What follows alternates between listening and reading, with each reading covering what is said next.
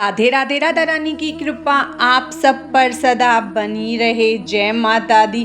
नवरात्रि पर्व की आप सभी को हार्दिक शुभकामनाएं। आज हम इस वीडियो में नवरात्रि की पूजा विधि के बारे में जानेंगे। तो चलिए अब हम अपनी वीडियो को शुरू करते हैं।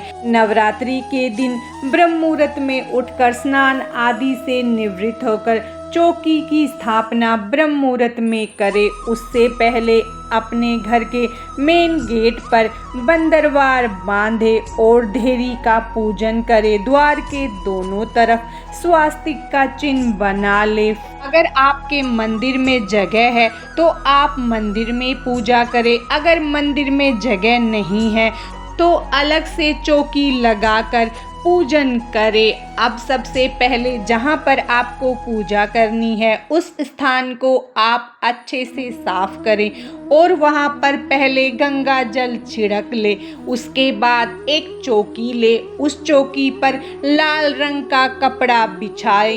बाद अक्षत या पुष्प का आसन देकर माता रानी की तस्वीर या मूर्ति को चौकी पर स्थापित करें। उसके बाद गेहूं या अक्षत लेकर माता रानी के सीधे हाथ की तरफ और हमारे उल्टे हाथ की तरफ चौकी पर अष्टदल कमल का निर्माण कर लेंगे। अब मिट्टी, पीतल या तांबे का कलश लेकर उस पर रोली से स्वास्तिक बना ले और उस पर कलावा बांधे। अब कलश में पहले थोड़ा सा गंगा जल डालेंगे, फिर उसे शुद्ध जल से कंठ तक भरेंगे। फिर इसके अंदर एक हल्दी की गांठ, एक सुपारी, 2 इलायची, 2 लौंग और 1 का सिक्का डालकर इसे हम अष्टदल कमल पर रखेंगे। कलश को अच्छे से अष्टदल कमल पर रखें क्योंकि इसे 9 दिन तक हमें हिलाना नहीं है। अब आम या अशोक के 5 पल्लव लेकर उन पर हल्दी और रोली से हम टीका करेंगे। उसके बाद उन पल्लव को हम कलश में रख देंगे। इसके बाद कलश पर पूर्ण पात्र रखेंगे। अक्षत या गेहूं किसी भी चीज से हम पूर्ण पात्र को भरकर कलश पर रख देंगे। उसके बाद अब हम एक पानी वाला नारियल लेकर उस पर लाल कपड़ा या चुनरी बांधकर उस पर कलावा लपेटेंगे और उसे कलश पर रखेंगे। अगर आप नारियल को खड़ा रख रहे हैं तो उसका मुख ऊपर की तरफ रखें। अगर आप नारियल को लेटाकर कलश पर रख रहे हैं तो उसका मुख आपकी तरफ रखें। इस तरह से हम कलश की स्थापना कर लेंगे। अब हम थोड़े से पुष्प या अक्षत का आसन देकर चौकी पर गणेश जी को विराजित करेंगे। अगर आपके पास गणेश जी की मूर्ति या प्रतिमा नहीं है तो आप सुपारी से भी गणेश जी का निर्माण कर सकते हैं। हम एक मिट्टी का पात्र लेकर उसमें थोड़ी सी मिट्टी डालेंगे। फिर उस पे हम हल्दी और रोली से तिलक करेंगे। फिर उस पर हम कलावा बांधेंगे। अब हम इसमें जौ बोएंगे। हम जौ को एक रात पहले ही पानी में भिगो कर रख लेंगे। उसके बाद मिट्टी में हम जौ डालेंगे और थोड़े से जल में गंगा जल मिलाकर उन पर जल सींच देंगे। और अब माता रानी के उल्टे हाथ की तरफ थोड़े से अक्षत या गेहूं से ढेरी बनाकर उस पर जौ का पात्र रखेंगे। अब एक प्लेट में हम रोली से स्वास्तिक बनाएंगे और उसमें हम अखंड दीपक जलाएंगे। अखंड दीपक के लिए आप पीतल, मिट्टी किसी का भी दीपक ले सकते हैं। अब हम दीपक में कलावे से बनी बत्ती डालेंगे। उसमें थोड़ा सा कपूर डालेंगे।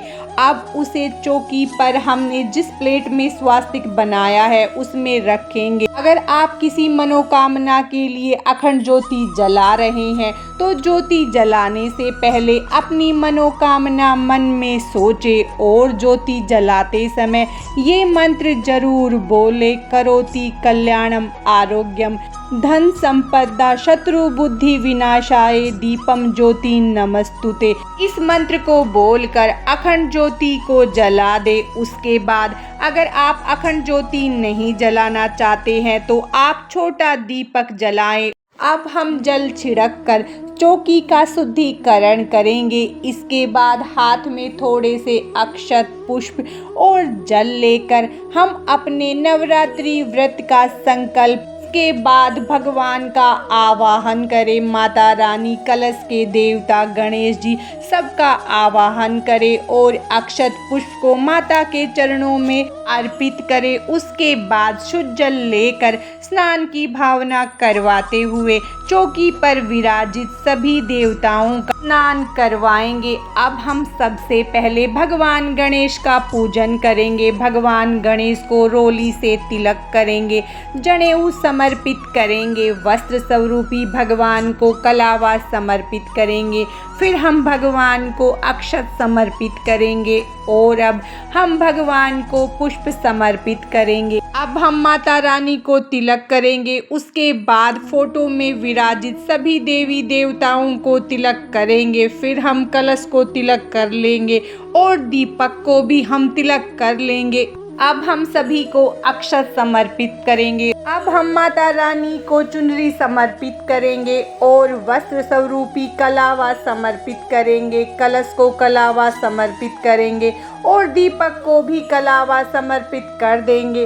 उसके बाद हम सभी को पुष्प समर्पित करेंगे। अगर आपको लाल रंग के पुष्प मिल जाते हैं तो नवरात्रि में माता रानी को हर रोज लाल पुष्प समर्पित करें। फिर माता रानी को पतासे का भोग लगाएं। आप पतासे, पंचमेवा, मिश्री जो भी आपके पास हो उसका भोग समर्पित करें। उसके बाद हम कोई भी ऋतुफल भोग में समर्पित करेंगे। माता रानी को अब हम श्रृंगार का सामान समर्पित करेंगे। आप श्रृंगार का सामान या तो पहले नवरात्रि के दिन करें या अष्टमी के दिन भी माता रानी को श्रृंगार का सामान समर्पित कर सकते हैं। उसके बाद हम माता रानी को पतासे, लौंग और इलायची का भोग समर्पित करेंगे। अगर आपको पान का पत्ता मिल जाता है तो ये भोग माता रानी को पान के पत्ते पर रखकर हर रोज समर्पित करें।